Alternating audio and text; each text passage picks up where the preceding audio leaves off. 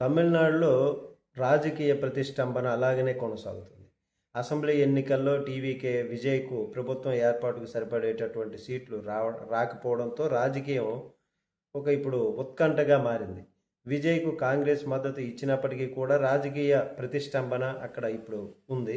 మరి ఇలాంటి పరిస్థితుల్లో విజయ్ ఒక సంచలన నిర్ణయం తీసుకున్నట్లుగా పార్టీ వర్గాల నుంచి కూడా వినిపిస్తున్నటువంటి వార్తలు. మరి తమిళనాడులో మాజీ సీఎం ఎంకే స్టాలిన్ నేతృత్వంలోని డిఎంకే కానీ, పళనిస్వామి నేతృత్వంలోని అన్నా డిఎంకే కానీ ప్రభుత్వాన్ని ఏర్పాటు చేసే ఆలోచనలో వాళ్ళు రహస్య మంతనాలు చేసేటటువంటి విధంగా వార్తలు వినిపిస్తున్నటువంటి తరుణంలో అదే విధంగా జరిగితే టీవీకే తన 107 మంది ఎమ్మెల్యేలందరితో సామూహిక రాజీనామాలను చేయవచ్చు, ఇది పరిశీలనలో ఉంది అని పార్టీ వర్గాల నుంచి సమాచారం. అయితే ఈ మేరకు విజయ్ నిర్ణయం తీసుకునే అవకాశం ఉందని వార్తలు బయటకు వస్తున్నాయి.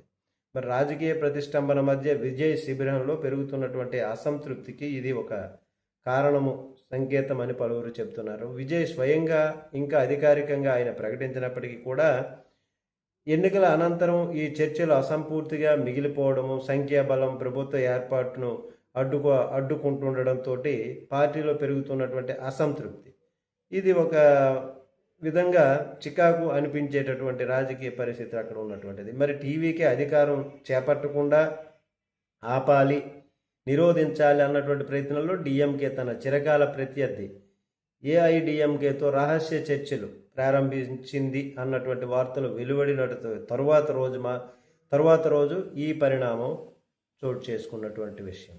ఇది ఏం జరుగుతుందన్నది చూడాలి. నమస్తే.